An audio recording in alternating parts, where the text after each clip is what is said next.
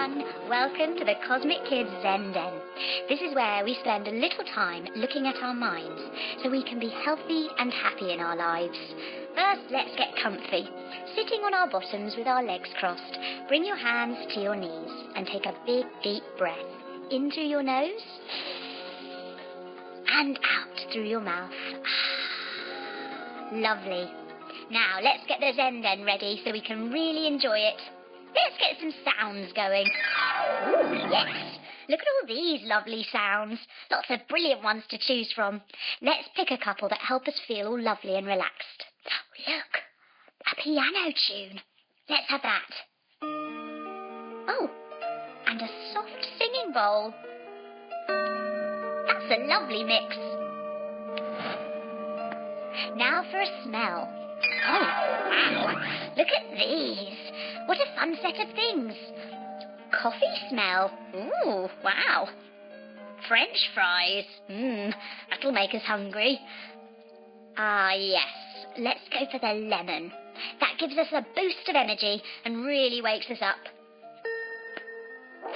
Today, we're going to talk about the owl and the guard dog. A really interesting way of understanding our brains. But first, I'm going to share a story about something that happened to me when I was 11 years old. At school, I was put into the top set for maths. I was very excited because it meant I would be with my friends.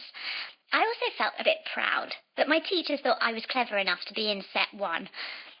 The hardest thing for me in those maths classes was when Mrs. Barfield, my teacher, used to write a problem or an equation up on the board. She would just put it up there and then give us a few minutes to work on it. No explanation or anything. For some reason, whenever she did this, my brain would freeze.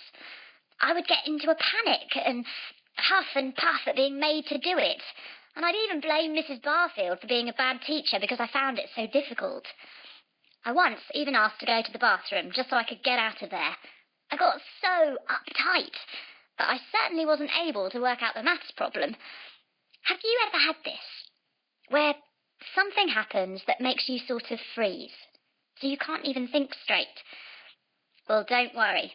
It's quite normal, and it's because of how your brain works. You see, our brain is really clever, but above all, it's trying to protect us. It's always on guard in case anything happens that might be dangerous, so that it can help us stay safe. There's a special part of the brain which sniffs everything out that we're sensing to decide whether it's okay or if it's a serious threat. It's called the amygdala, or as I like to call it in your brain, your guard dog. If your guard dog notices something and thinks, hold on a minute, this is scary and dangerous, and I don't like it, it'll get your body ready so that you can protect yourself. It gets you ready to fight, or it tells you to run away, or it makes you freeze. Now, our guard dog doesn't always get it right. It can get carried away, which is what happened in my maths class. The problem Mrs. Barfield wrote on the board wasn't really life-threatening, but my guard dog decided it was, so I froze. I wanted to fight. I even wanted to leave. I felt stupid and embarrassed that I was in a class where I couldn't understand. So the guard dog in my brain started barking loudly and running around, protecting me. This makes it impossible for the part of my brain which can solve maths problems to get involved. This part is called the pre-frontal cortex, right up here at the front. Or as I like to call it, your owl. Owls are wise, you see. They're thoughtful and good at thinking about things. Had I been able to calm my guard dog down, my owl might have had a chance at solving that maths problem. Or if it couldn't solve it, it would have shown me how to ask Mrs. Barfield for some help.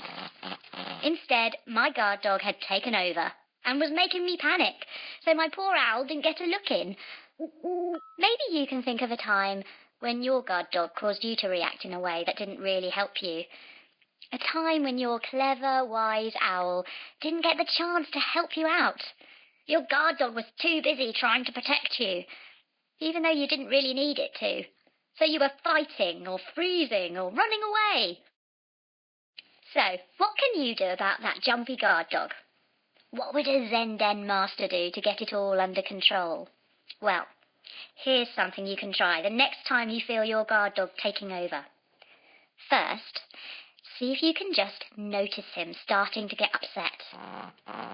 Do you feel yourself want to run away? Do you feel the urge to start arguing or fighting? Or do you feel like you're frozen to the spot and you don't know what to do? These are the warning signs of it taking over. It happens to all of us. Actually, it's trying to keep us safe. The key is, what do you do now? The best tool I know is called the Magic 10. With the Magic 10, you count from 10 down to 1, giving your brain some magic time to be calm and process what's going on before you say or do anything. Even if you've started to fight already, rather than carrying on, step back and take a Magic 10. Let's see what this does to our guard dog. Count with me now from 10. 10, 9, 8, 7, 6, 5, 4, 3, 2, 1.